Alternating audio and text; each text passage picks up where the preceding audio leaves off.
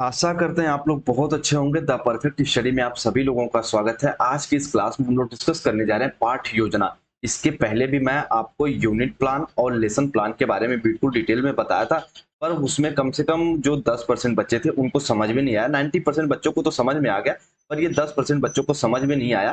तो मेरा दायित्व तो बनता है कि 10% बच्चों को भी समझाऊं। उसके बाद ये लेसन प्लान को आज हम लोग डीप में समझेंगे। इसलिए डीप में समझेंगे क्योंकि आपका कोई भी एग्जाम हो, बीएड का एग्जाम हो, सीटेट का एग्जाम हो, वहां लेसन प्लान से तो क्वेश्चन आते हैं। खासकर यहाँ पे मैं बीएड की बात कर रहा हूँ। वीर बहादुर सिंह पूर्वांचल हो गया, महाराजा सुहेलदेव, या फिर किसी यूनिवर्सिटी से बीएड करो। लेसन प्लान अगर आपको पढ़ना है तो आपके पेडागोजी वाले सेक्शन में लेसन प्लान हर साल पूछता है कि लेसन प्लान क्या होते हैं, सब क्या समझते हो। और लेसन प्लान को तैयार करने में सबसे बढ़िया अप्रोच पूछता है कि उनका नाम क्या है। तो जो आप मान लो कैरिकुलम लेसन प्लान डिजाइन कर रहे हो तो उसमें पूछेगा कि इनके अनुसार लेसन प्लान कैसे होना चाहिए, यानी उनका नाम क्या है। तो हम कहेंगे हर बार्ट। उनका नाम क्या है? तो भैया हर बार्ट, हर बार्ट उपागम।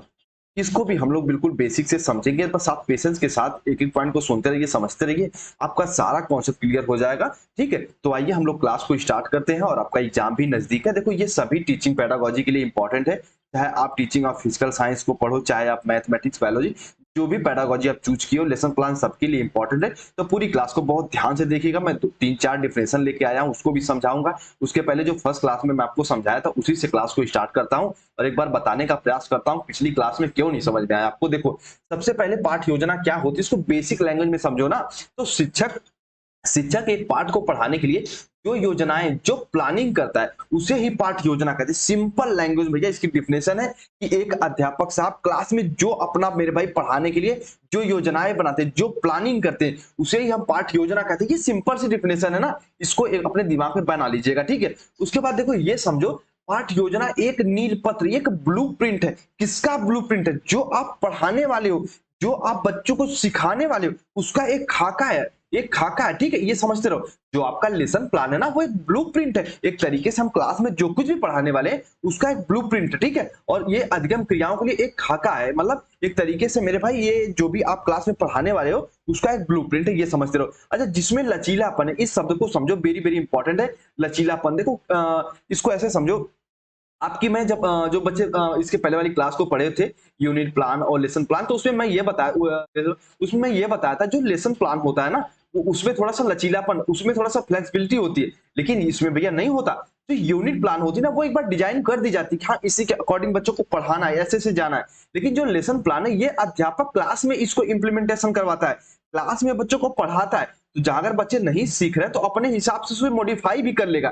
तो लेसन प्लान में लचीलापन भी होता है। ये इसका कैरेक्टरिस्टिक्स है, इसको अपने दिमाग में बना के रखेगा। आप एक बार कमेंट सेक्शन में कमेंट करो कि आपको इतना समझ में आया कि नहीं आया। तब हम आगे बढ़ते हैं कि पाठ योजना क्या होता है। तो एक अध्यापक साहब, एक टीचर साहब, एक शिक्षक साहब पढ़ाने के लिए जो योजना बनाते हैं, जो प्लानिंग करते हैं, क्लास में जाने से पहले जो प्लानिंग, जो योजना बनाते हैं, उसे हम पाठ योजना कहते हैं, उसे हम लेसन प्लानिंग कहते हैं। उम्मीद करते हैं इतना आप समझे होंगे। अच्छा, एक शब्द यहाँ पे हिंदी में प्रयोग होता है, नियोजन।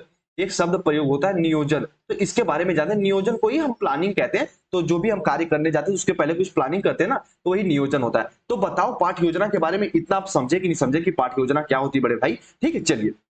जितना यहाँ पे सहपाठी वगैरह सब भी जुड़े, तो बताओ यहाँ पे लेसन प्लान आप समझे नहीं समझे? इसके पहले वाली क्लास में आप बोल रहे थे ना कि कुछ बच्चों के पर्सनली डाउट मैसेज भी आया कि सर लेसन प्लान समझ में नहीं आया, पहली बार ऐसा हुआ।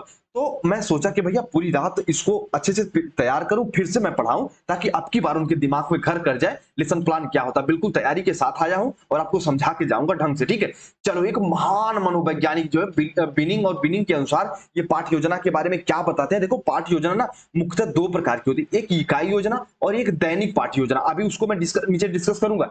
ये दैनिक पाठ योजना के बारे में क्या कहते हैं कि दैनिक पाठ योजना के निर्माण में उद्देश्यों को परिभाषित करना, पाठ्य वस्तु का चयन करना तथा उसे क्रमबद्ध रूप से व्यवस्थित करना, प्रस्तुतिकरण की विधियां, ये सब प्रक्रिया का निर्धारण करना मेरे भाई दैनिक पाठ योजना का कार्य होता है। यानी एक लेसन प्लान में उसके उद्देश्यों को परिभाषित करना भी होता है उसका काम, पाठ्य वस्तुओं का चयन करना भी, हमें बच्चों को क्या कैसे पढ़ाना है, क्रमबद्धता कि ये किस क्रम में हमें आगे लेके बढ़ना, उसके बाद व्यवस्थित भी करना, और उसके बाद प्रस्तुति प्रेजेंटेशन भी करना होता है मेरे भाई।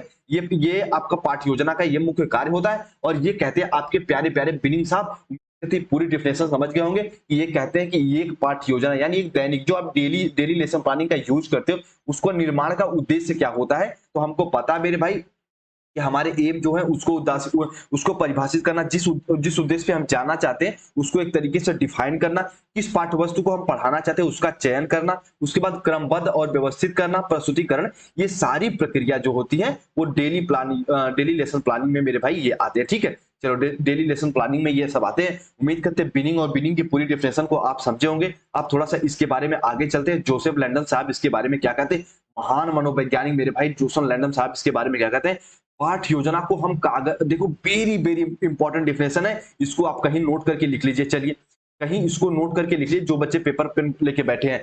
पाठ योजना को हम कागज पर स्पष्ट रूप से अंकित की जाने वाली पाठ की रूपरेखा कहकर परिभाषित कर सकते हैं। देखो पाठ योजना को हम कागज पर स्पष्ट रूप से मेरे भाई अंकित की जाने वाली रूपरेखा को कहकर परिभाषित कर सकते हैं। पाठ से संबंधित सभी महत्वपूर्ण तथ्य तथा स्पष्ट रूप से आ जाते हैं, चाहे उनका संबंध विषय सामग्री से हो या फिर विधियों से। आप एक क्लास में जो भी विधि, मान लो आप क्लास में आप मान लो अगर खोज विधि का प्रयोग कर रहे हो, आज मान लो क्लास में आप खोज विधि का प्रयोग कर रहे हो, या फिर आप क्लास में मेरे भाई जिस भी मेथड का प्रयोग करो, या फिर जो भी पढ़ाने वाले हो, मान लो आप क्लास में अपने जीव विज्ञान पढ़ाने वाले हो या फिर आप भौतिक विज्ञान पढ़ाने वाले हो, तरह तरह के जो भी आप विषय वस्तु को पढ़ाने वाले, वो सब का अगर लेखा जोखा आप एक कागज पे एक पेपर पे तैयार कर रहे हो तो वही है मेरे भाई लेसन प्लान। ये कहते हैं आपके प्यारे जोसेफ लैंडन साहब, वेरी वेरी इंपॉर्टेंट डेफिनेशन हो जाती है, अपने दिमाग में बैठा लेना। ठीक है, चलो अब थोड़ा सा अपने प्यारे सिम्पसन साहब को पिछली क्लास में भी बताया था, इस क्लास में भी बता देता हूं। ये इनकी डेफिनेशन पता नहीं क्यों आपको समझ में नहीं आई, पर बहुत अच्छी डेफिनेशन है। पाठ योजना में शिक्षक अपनी विषय सामग्री, यानी जो भी मेरे भाई शिक्षक के पास विषय सामग्री जो बच्चों को पढ़ाने वाला है और छात्रों के बारे में जो कुछ भी जानता है, हम जब लेसन प्लान का डिजाइन करते हैं ना, तो सबसे पहला इसका मुख्य उद्देश्य होता है छात्रों का पूर्व ज्ञान। छात्रों का पूर्व ज्ञान यानी छात्र क्या जान रहे हैं उसी के हिसाब से मेरे भाई हम लेसन प्लान डेवलपमेंट करते हैं। लेसन प्लान हम लोग डेवलपमेंट करते हैं तो इसके बारे में जानते रहना।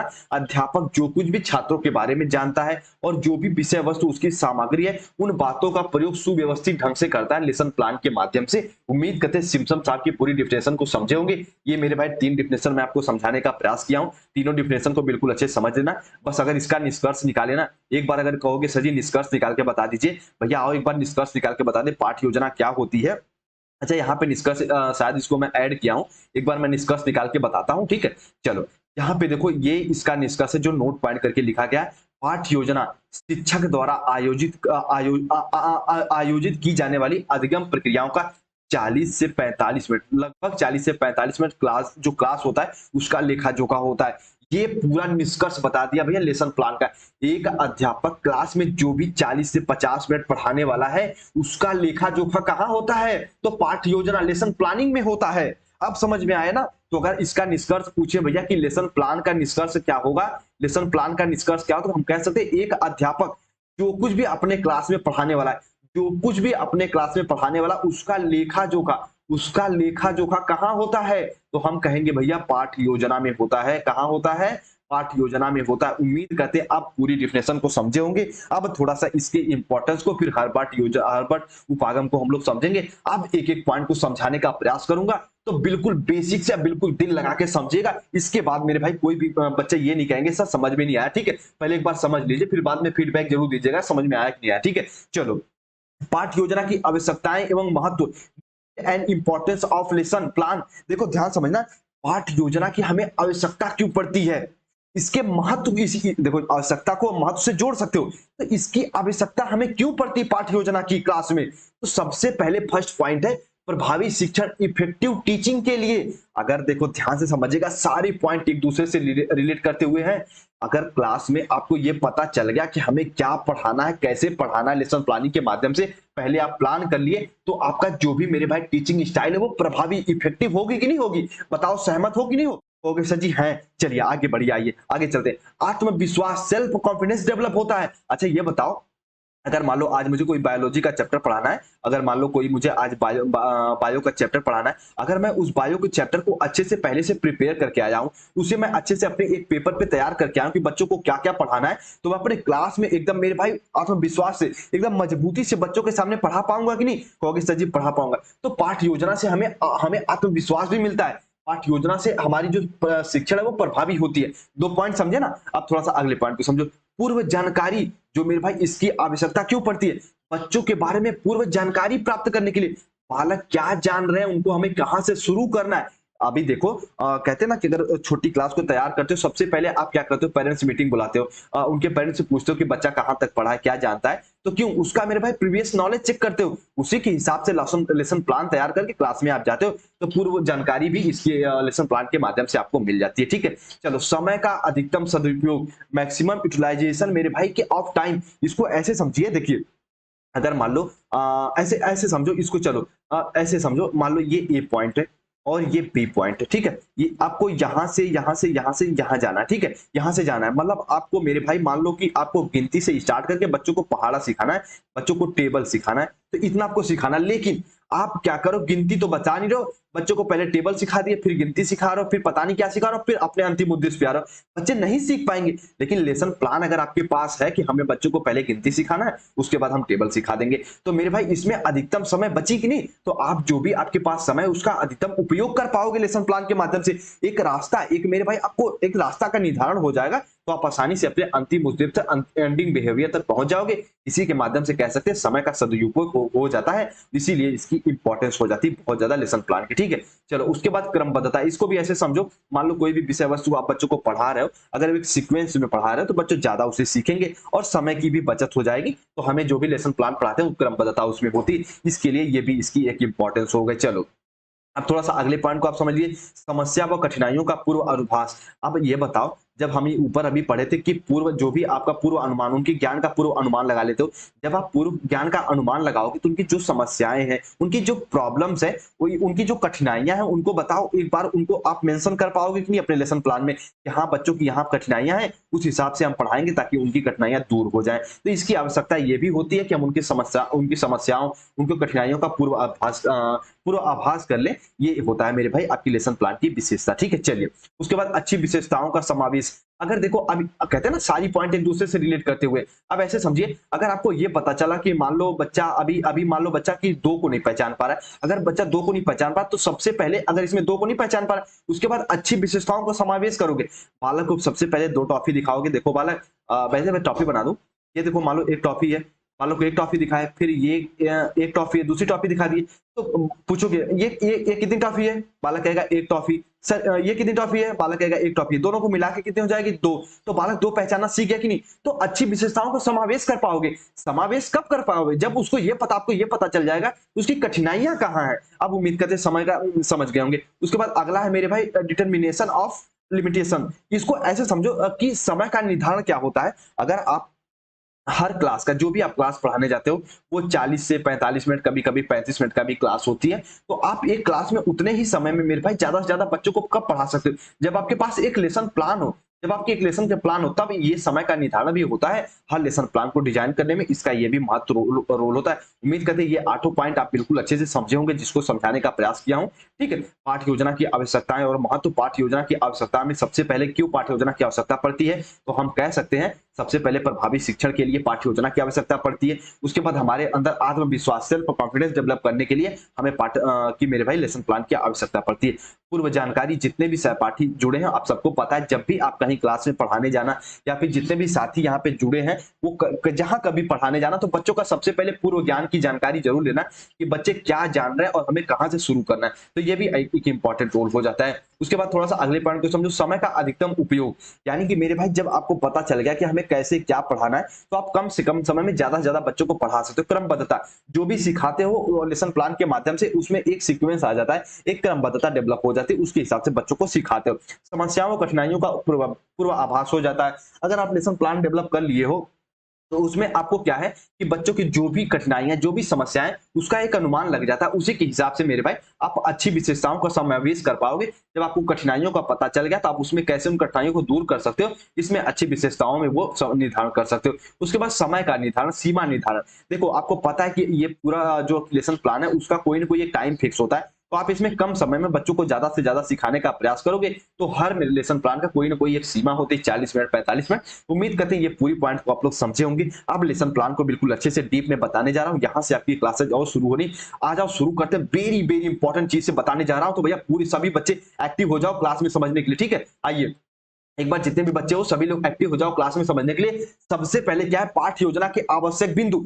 यहाँ आवश्यक बिंदु को काटो यार, इसको समझना ही नहीं है। समझना ये है कि जब आप लेसन प्लान, जब आप पाठ्य योजना का निर्माण करते हो, जब आप पाठ्य योजना का निर्माण करते हो तब कौन कौन सी बातें, तब मेरे भाई कौन कौन सी बातों को आपको ध्यान रखना है, आपको ध्यान रखना है। ठीक है, इसको ऐसे समझो, जब आप लेसन प्लान का निर्माण कर रहे हो तो कौन कौन सी बातें आपके दिमाग में होनी चाहिए पूर्व में, लेसन प्लान को पूर्व में। तो भाषा की सरलता, भाषा की सरलता, देखो दो इसके लाभ है। सबसे पहले एक तो यह है कि अध्यापक जो आपके टीचर हैं उनके लिए, एक स्टूडेंट के लिए, अगर लेसन प्लान सरलता से आप बनाओगे तो अपने क्लास में सरलता से पढ़ा भी सकते हो, उसके साथ साथ बच्चों को सरलता से समझा भी सकते हो। तो सबसे पहले जब आप लेसन प्लान का मेरे भाई डिजाइन करो तो भाषा की सरलता बिल्कुल अपने दिमाग में इसको बना के रखो। देखो ध्यान समझना, जहां भी आप मेरे भाई आप एग्जाम दोगे आपको सीधे सीधे पूछ लेगा कि अच्छी पाठ्य योजना के आवश्यक बिंदु बताओ, अच्छी पाठ्य योजना की आवश्यकता बताओ। तो ऊपर आवश्यकता हम लोग डिस्कस कर लिए।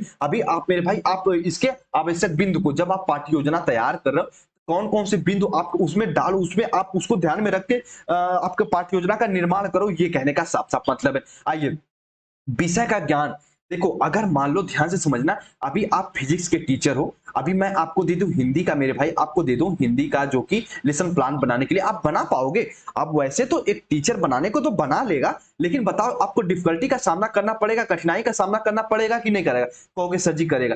तो आप जो भी आप लेसन प्लान बना रहे हो, उस विषय का, जिस विषय वस्तु का आप लेसन प्लान बना रहे हो, उसका आप मेरे भाई एक तरीके से उसमें प्रचंड होने चाहिए, आपको उसमें एक तरीके से अच्छा नॉलेज होना चाहिए, तो विषय का ज्ञान भी होना चाहिए, तब आप अच्छे लेसन प्लान का आप डिजाइन कर सकते हो। फर्स्ट पॉइंट, भाषा की सरलता होना चाहिए, विषय का ज्ञान होना चाहिए, उद्देश्य की अस्पष्टता।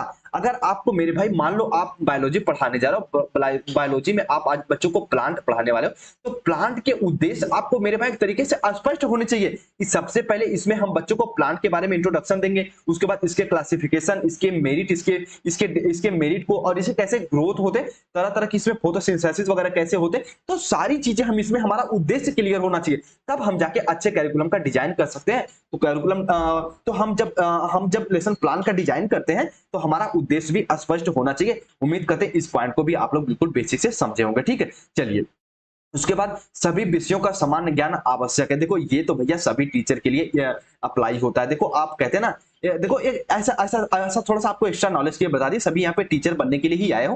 देखो एक टीचर से लोग, समाज की, हमारे बच्चों की क्या एक्सपेक्टेशन रहती है कि अगर एक अध्यापक है ना वो सब कुछ जानेगा, ऐसे लोगों की ऐसी इच्छाएं होती हैं कि पूछते हैं भैया आप क्या करते हो, आप कह दोगे कि हम पढ़ाते हैं, तो वो उनके मन में बस ये आता है ना, अगर ये पढ़ाते हैं तो ये सब कुछ जानेंगे, हिंदी भी जानेंगे, फिजिक्स भी जानेंगे, मैथ भी जानेंगे, पर उनको ये नहीं पता हो कि अध्यापक अपने ही विषय में मेरे भाई प्रचंड हो सकता है, अन्य विषयों में उसका हाथ थोड़ा सा तंग रहता है, लेकिन फिर भी एक अध्यापक, अगर सच में कोई अध्यापक है तो उसको मेरे भाई सभी विषयों का थोड़ा थोड़ा तो ज्ञान होना ही चाहिए। क्योंकि आपको पता है यदि आप मेरे मान लो अगर आप बायो पढ़ा रहे हो तो उसमें कोई ना कोई फिजिक्स की ऐसी टॉपिक है जो बायो को पढ़ाने में हेल्प करेगी, केमिस्ट्री की कोई ना कोई ऐसी टॉपिक होगी जो बायो को पढ़ाने में हेल्प करेगी। तो आप जब करिकुलम का डिजाइन कर रहे हो तो आपको ऐसा आपके पास ऐसा नॉलेज होना चाहिए कि आप सभी विषयों के बारे में थोड़ा थोड़ा जानते रहो। तो सभी विषयों का ज्ञान भी मेरे भाई जब आप जब लेसन प्लान डिजाइन करो तो उसमें आवश्यक है। उसके बाद पाठ योजना में लचीलापन। अब देखो ध्यान समझना, इसको समझाने का प्रयास करूंगा तभी आपको समझ में आएगा। इसको ऐसे समझो कि पाठ योजना में लचीलापन कहने का क्या अर्थ है। अभी हम लोग जब फर्स्ट क्लास में पढ़े थे ना, जब हम लोग लेसन प्लान और यूनिट प्लान को पढ़े तो मैं यूनिट प्लान को बताता कि भैया इसमें फ्लेक्सिबिलिटी नहीं होती, पर इसमें लेसन प्लान में फ्लेक्सिबिलिटी होती है। क्यों होती है? देखो यहाँ पे वो समझ में आ गया कि इसमें देखो आप जो भी मान लो लेसन प्लान तैयार कर लिए कि आज हम अपने बच्चों को मान लो आज हम अपने बच्चों को हिस्ट्री पढ़ाएंगे, आज अपने बच्चों को हम हिस्ट्री पढ़ाएंगे और हिस्ट्री में हम आंदोलन, भारतीय आंदोलन के बारे में बताएंगे, भारतीय आंदोलन के बारे में बच्चों को अपने पढ़ाएंगे। लेकिन अगर क्लास में गए और बच्चों के बारे में अभी आंदोलन के बारे में ही नहीं पता है, उनको क्रांति के बारे में वो शब्द को ही नहीं सुने, तो आप अपने लेसन प्लान में आप चेंज कर दोगे। सबसे पहले बच्चों को आंदोलन के बारे में बताओगे, बच्चे आंदोलन क्या होता है, किसी भी समस्या से उब कर जो हम मेरे भाई कदम उठाते हैं या फिर कोई नई नई चेंजेस लाने के लिए हम आंदोलन वगैरह करते हैं। बच्चे क्रांति क्या होती, क्रांति का सबसे पहले शुरुआत कहाँ हुई थी, तो ये सबका अपने लेसन प्लान में आप एक तरीके से क्लास में ही इसको ऐड कर लोगे। तो आपका पाठ योजना जो उसमें फ्लेक्सिबिलिटी होती है उसमें हम चेंज कर सकते हैं समय अनुसार। उम्मीद करते हैं ये भी पॉइंट आप समझ सकते हैं। तो अपना जो भी आप तैयार कर रहे हो लेसन प्लान, तो उसमें फ्लेक्सिबिलिटी को भी थोड़ी सी जगह दो कि समय आने पर हम उसे चेंज करके बच्चों के साथ रूबरू करा सके। समय का उचित ज्ञान। देखो ये बात है, आपको क्लास में मेरे भाई कि 40 से 45 मिनट का समय मिल रहा है, उसी में बच्चों को ज्यादा से ज्यादा आपको पढ़ा पा रहे हो। तो आप जब भी लेसन प्लान का डिजाइन करो तो आपको समय का उचित ज्ञान होना चाहिए कि हम कम से कम समय में बच्चों को कैसे ज्यादा से ज्यादा सिखा सकते हैं, इस हिसाब से आप लेसन प्लान डिजाइन करो। उसके बाद उचित सहायक सामग्रियां, देखो अब कोई भी अध्यापक हो गया, उसको कुछ ना कुछ तो पढ़ाने के लिए सामग्रियां चाहिए ही चाहिए। अगर मान लो एक सिंपल क्लास है, एक क्लास है मान लो कि ऑफलाइन क्लास है, उसमें आपको चौक तो चाहिए ही चाहिए, ठीक है। उसके बाद उसमें तो डस्टर चाहिए ही चाहिए, तो इतनी तो उसमें, और एक ब्लैक बोर्ड तो चाहिए चाहिए, ये तो मिनिमम रिक्वायरमेंट है। तो उचित सहायक सामग्रियां तो इंपॉर्टेंट है ही, है ना। तो ये क्लास में मेरे भाई कैरिकुलम जब डिजाइन करो तो अपने ये सहायक सामग्रियों में इनको लिख लेना। जब हम अभी हम इसका मेरे भाई पाठ योजना के जब स्वरूप को डिस्कस करेंगे तो इसमें उचित सहायक सामग्रियों को भी मैं आपको बताऊंगा, ठीक है। चलिए, उसके बाद पूर्व ज्ञान की अस्पष्ट जानकारी, ये बच्चों के पर्सपेक्ट में बात हो रही है कि जब आप कैरिकुलम का डिजाइन, जब आप लेसन प्लान का डिजाइन कर रहे हैं तो बच्चों का जो भी प्रीवियस नॉलेज है, जो भी बच्चों का प्रीवियस नॉलेज है, उसके बारे में आप जानकारी रखो कि बच्चे कहां तक जान रहे हैं। जैसे आप मान लो ये समझो कि अभी बच्चों को आप पढ़ाना, आपको मेरे भाई की आपके बल के प्रकार बताना, ठीक है। अभी आपको बल के बच्चों के प्रकार के बारे में बताना है, तो इसके पहले में ये जानकारी प्राप्त कर लो कि बच्चे बल के बारे में जानते नहीं जानते, फोर्स के बारे में कुछ जानते हैं नहीं जानते हैं। तो पूर्व ज्ञान की स्पष्ट जानकारी भी होनी चाहिए। तो इसके बारे में आप अच्छे से जब जानोगे तभी आप मेरे भाई अच्छे लेसन प्लान की डिजाइन कर सकते हो। तो लेसन प्लान को डिजाइन करते समय पूर्व ज्ञान की स्पष्ट जानकारी भी आपके दिमाग में होनी चाहिए। उम्मीद करते हैं ये पॉइंट समझोगे। देखो भैया, अब बिल्कुल डीप में जाके आपको बता रहा हूँ, एक एक पॉइंट को समझा रहा हूँ, तो बिल्कुल अच्छे से समझ जाइएगा। उसके बाद इकाइयों का विभाजन ऐसे समझो। देखो सबसे पहले ऐसे समझो इसको, मान लो आपको ऐसे आज बच्चों को मान लो कोई एक टॉपिक हम लेते हैं, वो टॉपिक है मान लो बायोलॉजी का प्लांट, ठीक है। वो बायोलॉजी का प्लांट ले रहा है, ये हमें मान लो ये हमारा जो कि लेसन हो गया। अब इस लेसन को आप मेरे भाई तरह तरह की इकाइयों में तोड़ लोगे, अलग अलग यूनिट में। सबसे पहले आप प्लांट का इंट्रोडक्शन दोगे, ठीक, प्लांट का इंट्रोडक्शन दे दिए। फिर प्लांट के आप मेरे भाई क्लासिफिकेशन के बारे में बच्चों को बताओगे, फिर इनके आप मेरिट के बारे में बताओगे, फिर इनको डेली यूज कैसे करते हैं मेरे भाई, ये हमारे हमारे लाइफ के लिए कैसे इनका यूजेज क्या है उनके बारे में बताओगे। तो ये जितनी यूनिट बना रहे हो ना, इसी को हम इकाई कहते हैं। तो इनका विभाजन कर लोगे आप मेरे भाई, जब आप लेसन प्लान का बना रहे हो तो डिवीजन ऑफ यूनिट्स, तो इसमें आप जितने भी आप लेसन प्लान बना रहे हो उसको तरह तरह की यूनिट में आप डिवाइड कर लोगे, ताकि बच्चे आसानी से सीख सके जब आप यूनिट में उसको तोड़ लोगे, ठीक है। चलो, उसके बाद 10th पॉइंट क्या है, शिक्षा के सिद्धांत तथा विषयों या फिर नीतियों का ज्ञान। ये तो भैया सभी को होना चाहिए, इसीलिए देखो बीच में इसको ऐसे समझा देता हूँ। जब बीच में आप लोग देखे थे ना, सुने भी होंगे न्यूज में कि कोई चाहे प्राइवेट कॉलेज हो चाहे गवर्नमेंट कॉलेज हो, गवर्नमेंट कॉलेज में तो भैया आप सिलेक्शन होता है, लेकिन जो प्राइवेट कॉलेज है उसमें सिर्फ बीएड वाले ही पढ़ा सकते हैं। तो बीएड वाले क्यों पढ़ा सकते हैं? क्योंकि बीएड वालों को बच्चों की रिक्वायरमेंट के बारे में पता है, बच्चों को ये पता है शैशवावस्था क्या होती है, किशोरावस्था क्या होती है, बाल्यावस्था क्या होती है।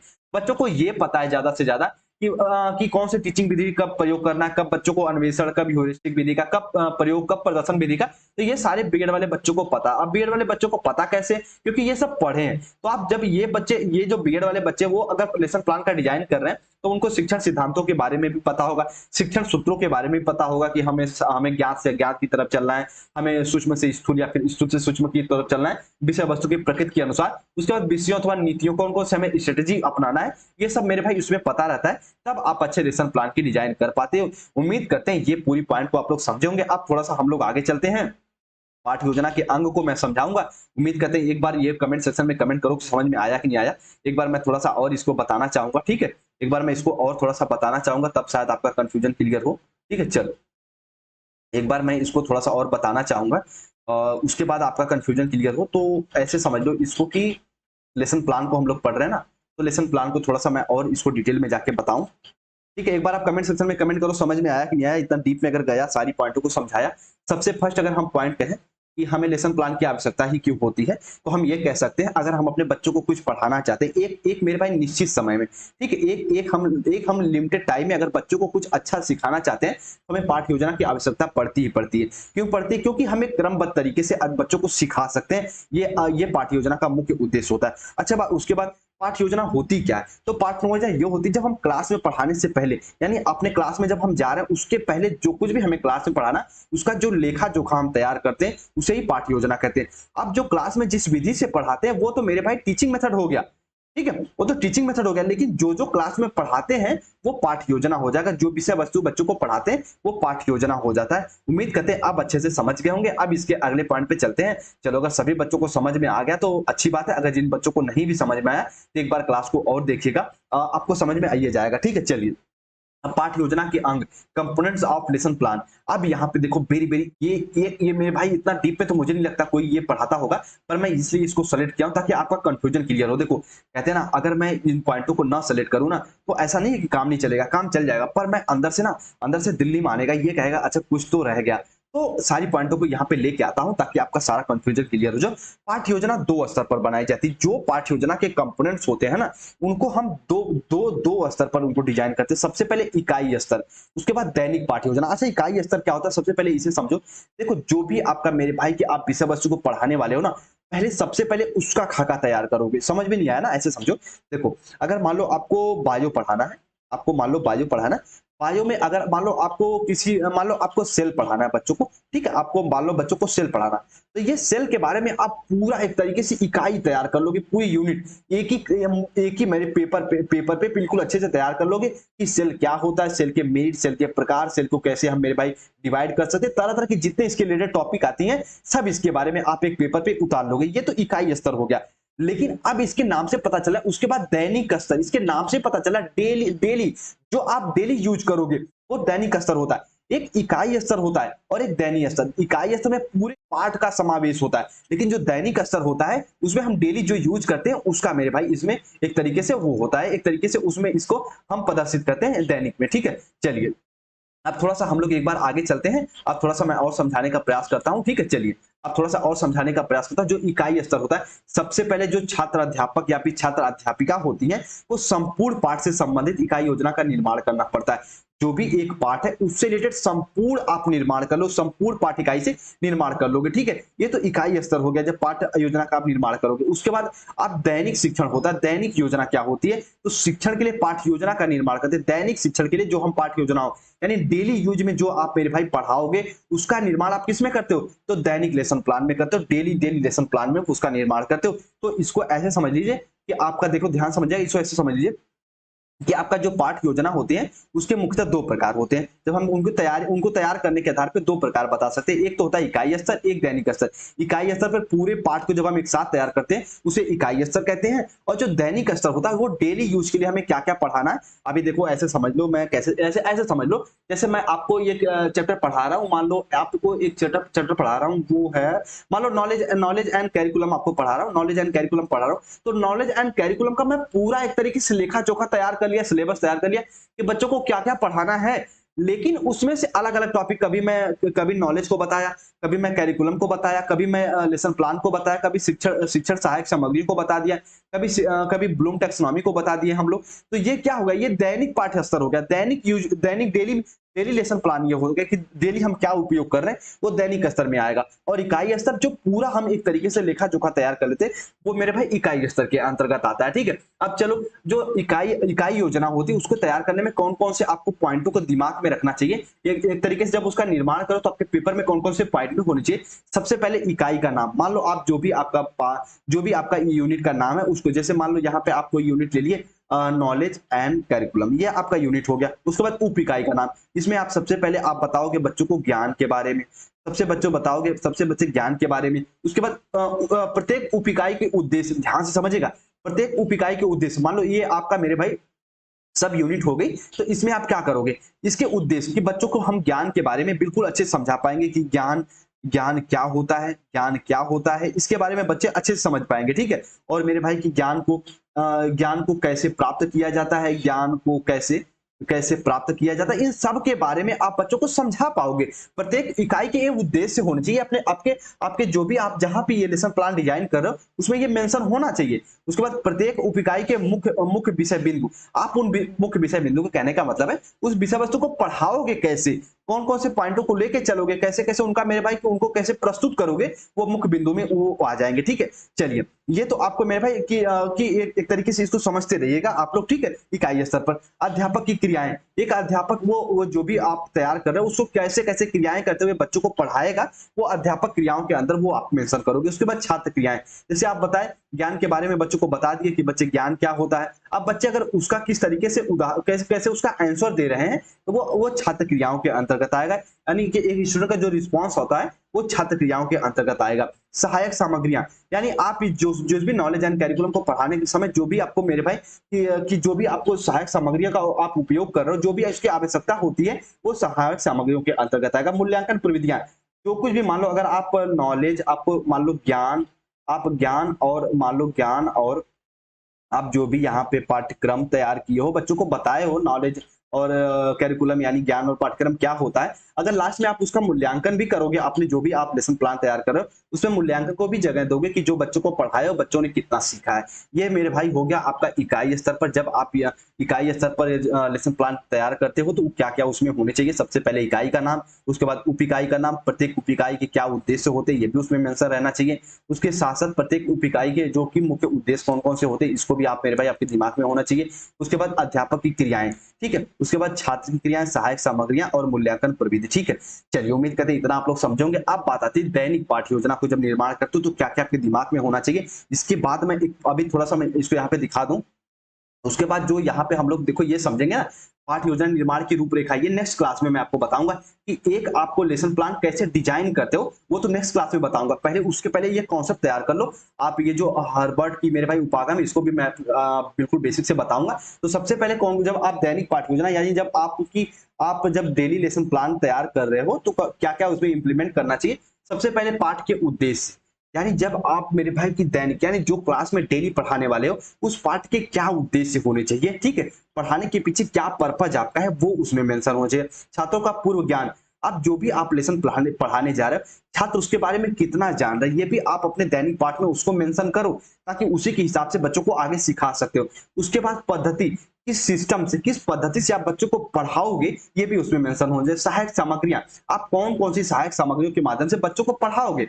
उसके बाद प्रस्तावना, तो कैसे बच्चों के सामने आप प्रस्तुत करोगे, कैसे भी वो जो भी आप पाठ को पढ़ाने जा रहे हो कैसे इंट्रोड्यूस कराओगे बच्चों के सामने, वो प्रस्तावना के अंतर्गत आएगा। ठीक है, उसके बाद उद्देश्य कथन, जो आप पढ़ाने वाले उसके उद्देश्य क्या होने चाहिए, बच्चों को कैसे पढ़ाओगे ये उद्देश्य कथन में उसको मेंशन करिएगा। उसके बाद पाठ का विकास व प्रस्तुतिकरण, ठीक है, लास्ट में ये लास्ट पॉइंट है। आप जो भी पाठ जितने भी ये ऊपर पॉइंट आप तैयार किए, जो भी पाठ आप तैयार किए उसको किस तरीके से बच्चों के सामने आप प्रेजेंटेशन में लाओगे, कैसे उसका डेवलपमेंट करोगे, कैसे बच्चों को पढ़ाओगे, ये प्रस्तुतिकरण में आएगा। उम्मीद करते हैं ये भी आप दैनिक स्तर पे जो भी मेरे भाई इन पॉइंटों को कहीं नोट करके लिख लेना। आपके एग्जाम में अगर पूछ दिया कि दैनिक स्तर पर पाठ्य योजना का निर्माण में क्या क्या बिंदुएं होती है, क्या क्या पॉइंटें होती हैं, तो ये लिख सकते हो। पाठ के उद्देश्य होते हैं, सबसे पहले छात्रों का पूर्व ज्ञान होता है, पद्धति होती है, सहायक सामग्रियां, प्रस्तावना, उद्देश्य कथन। ठीक है, चलो उसके बाद पाठ का विकास व प्रस्तुतिकरण। अगर देखो मैं थोड़ा सा बता दूं, जो बच्चे डेली पढ़ते हैं और जो अभी भी जुड़े हैं द परफेक्ट स्टडी से, अगर अगर इसमें आपको अगर 1% भी पॉइंट ना समझ में आ रही हो, वैसे मुझे उम्मीद है कि आप सबको समझ में आ गई होंगी, पर अगर 1% भी नहीं समझ में आए, जब हम नेक्स्ट क्लास पढ़ेंगे ना, जब इसके निर्माण में यानी जब पाठ योजना का निर्माण कैसे करते हैं, पाठ योजना का हम जब निर्माण कैसे करते हैं उसको जब पढ़ेंगे ना, तो 100% आपको ये समझ में आ जाएगा कि हाँ कौन कौन सी ये जितने पॉइंट मैं बता रहा हूँ ना, जब निर्माण करेंगे तो सारी पॉइंटों को उसमें हम लोग मेंशन करते हैं। ठीक है, सारी पॉइंटों को उसमें हम लोग मेंशन करते हैं। इसके बारे में इतना आप लोग जानते रहिएगा। चलिए अब थोड़ा सा पाठ योजना निर्माण यानी कंस्ट्रक्शन ऑफ लेसन प्लान, इसमें देखो वैसे तो मेरे भाई ध्यान से समझिएगा, यहाँ पे मैं आपको कुछ बातें बताने जा रहा हूँ। ठीक है, देखो जब आप लेसन प्लान का निर्माण करते हो तो तरह तरह के अप्रोच, मैं आपको बताया था अप्रोच क्या होते हैं। किसी भी कार्य को करने के लिए जो हम विधियां, जो हम प्रयोग लाते हैं, जो हम कोई एक तरीके से कल्पना करते हैं, एक तरीके से हम विचार में लाते हैं, उसे अप्रोचेस कहते हैं। यानी हम कोई भी कार्य करने जाते हैं हम तरह तरह के अप्रोच रखते हैं उसको कैसे तैयार करें। तो जब हम पाठ योजना का निर्माण करते हैं ना, तरह तरह के यहाँ पे अप्रोचेस सामने आते हैं। सबसे उसमें फर्स्ट अप्रोच है हर्बर्ट उपागम, इसको तो मैं बेसिक से बताऊंगा। उसके पहले मेरे भाई जो इसके अलावा भी कई अप्रोचेज आए हैं, जैसे ब्लूम मूल्यांकन भी इसको पाठ्य योजना निर्माण में अपनी ब्लूम साहब भी अपनी योगदान देते हैं।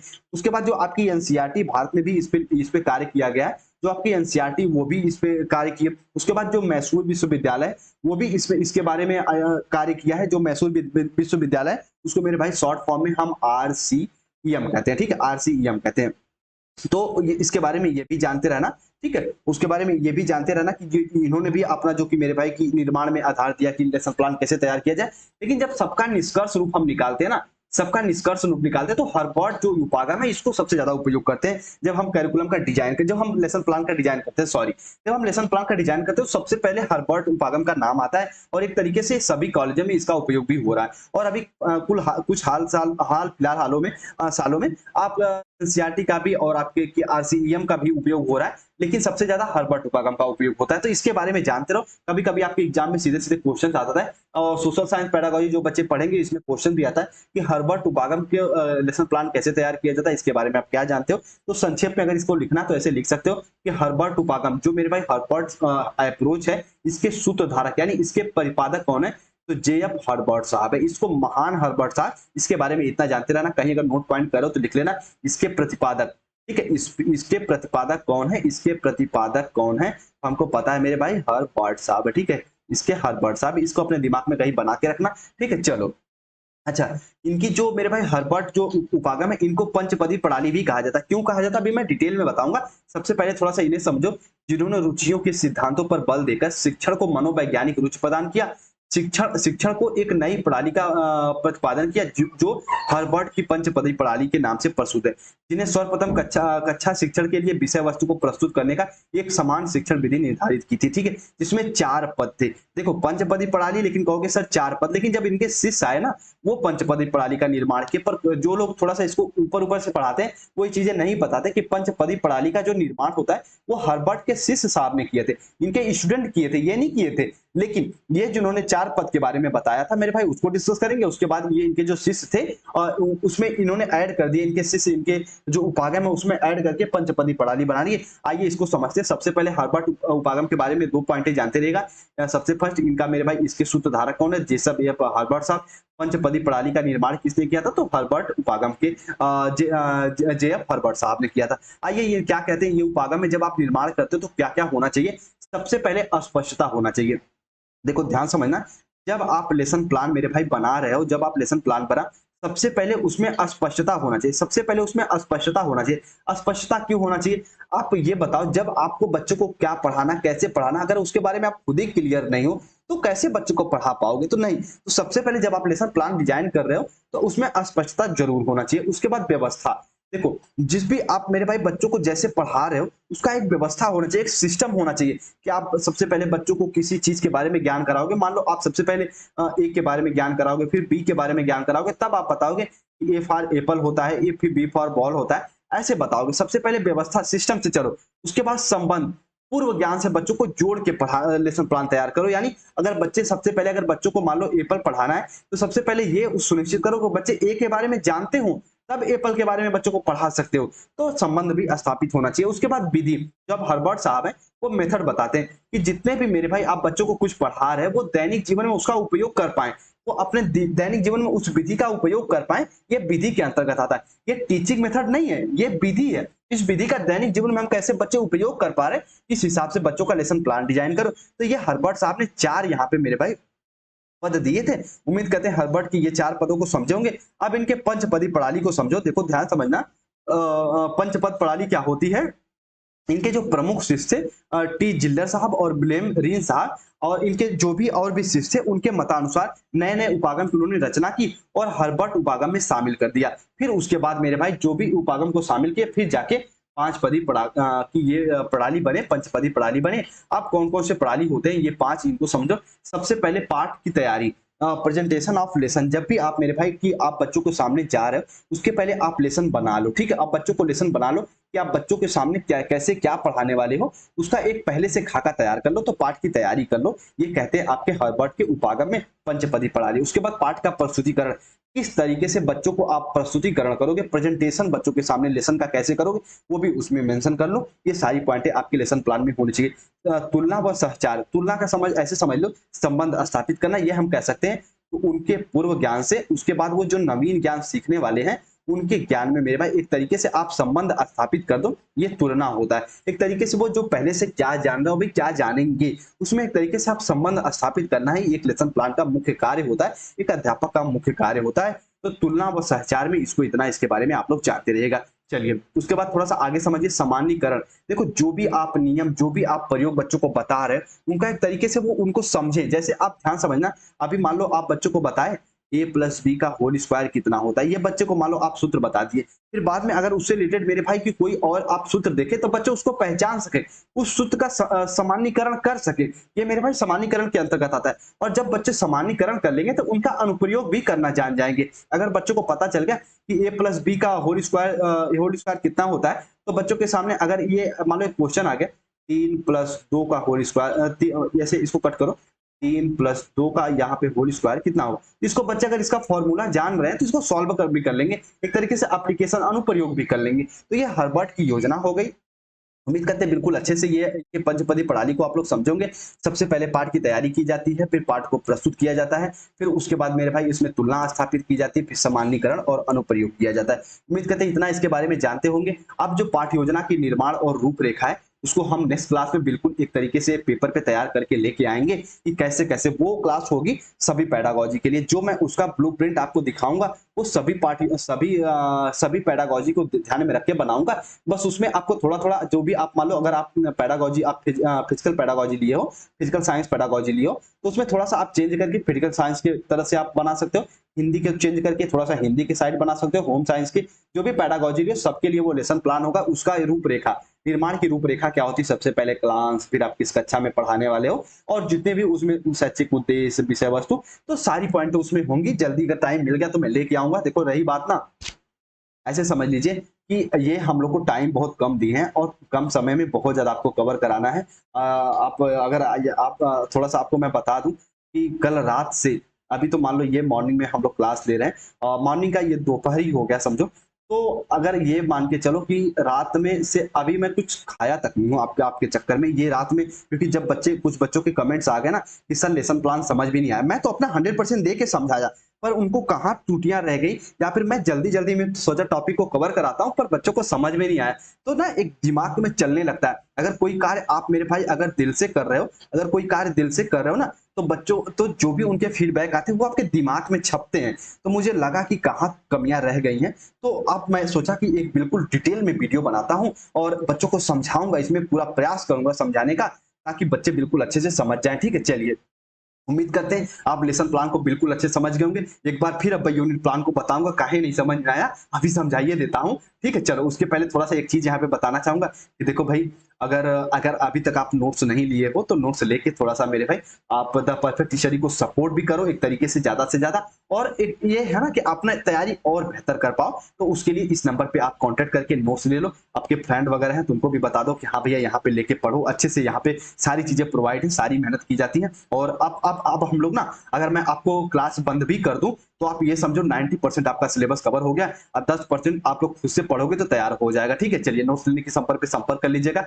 और अगर टेलीग्राम से नहीं जुड़े हैं तो जुड़ जाइएगा, और हमसे यदि आप पर्सनली भी जुड़ना चाहते हैं तो आप इस आईडी से हमसे जुड़ सकते हैं, और यहाँ पे जो भी आपके डाउट होते हैं हमसे छोड़ सकते हैं, हम उनको रिप्लाई देने का प्रयास करते हैं। ठीक है, चलिए यदि अभी तक आप द परफेक्ट स्टडी को अगर अपने फ्रेंड सर्कल में शेयर नहीं किए हो तो थोड़ा सा कर दीजिए। ठीक है, और आपको बहुत ज्यादा हेल्प मिलेगी। और अगर सब्सक्राइब नहीं किए, ये बटन दबा के ना तो ये कर लीजिए, करिए लीजिए, आपको बहुत हेल्प मिलेगी, बस ये मान के चलिए। ठीक है, चलिए और लाइक वाइक तो कर ही दीजिए, इससे थोड़ा सा मोटिवेट होता है और अच्छा भी लगता है। जो लोग आते हैं उनको लगता है कि हाँ भैया इतनी लाइक है तो क्लास अच्छी है होगी, और बाकी क्लास में आएंगे तो उनको अच्छी सारी बातें पता चलिए जाएगी। ठीक है, चलिए और उम्मीद करते हैं सारी पॉइंट को समझोगे। अब मेरा भैया कहते हैं ना अंदर से सेटिस्फेक्शन भी आ गया कि हाँ चलो अब समझा दिया, अब कोई और टॉपिक पे काम करेंगे। वरना मैं अभी अभी ना फिजिकल साइंस का मैं मॉडल पेपर डिस्कस करने वाला था बायोलॉजी का, लेकिन जब आप बोल दिए लेसन प्लान समझ में नहीं आया तो मुझे फिर से ये सारा खाका तैयार करके समझाना पड़ा। अब मैं आपको कुछ पॉइंटें बताता हूँ, ये पहले इसको मिटा के सारी पॉइंटें मैं आपको बताना चाहूंगा। एक बार लेसन प्लान और यूनिट प्लान के बारे में समझ लीजिए ना, कहाँ कहीं जाना थोड़ी है। ठीक है, चलिए और समझ लीजिए क्या होता है एक बार। ठीक है, और चलिए अब पहले मैं थोड़ा सा बताऊं, ध्यान समझना। चलिए जो मिट गया। ठीक है, चलिए अब यहाँ पे मान लो ये समझ लीजिए, ये आपका यूनिट प्लान है, ये आपका यूनिट प्लान है, और ये आपका मेरे भाई मान लो कि लेसन प्लान है। ठीक है, ये आपका लेसन प्लान है। तो ये बताओ इसको आपको समझ में कहाँ नहीं आया है? यूनिट प्लान क्या होती है? अब यूनिट प्लान होता है अपने आप में, ना तो कोई विषय होता है ना ही कोई विषय का खंड होता है। तो सर जी होता क्या है? आप इसको ऐसे समझिए, अपने आप में ना ही विषय होता है, ना ही विषय वस्तु का कोई खंड होता है।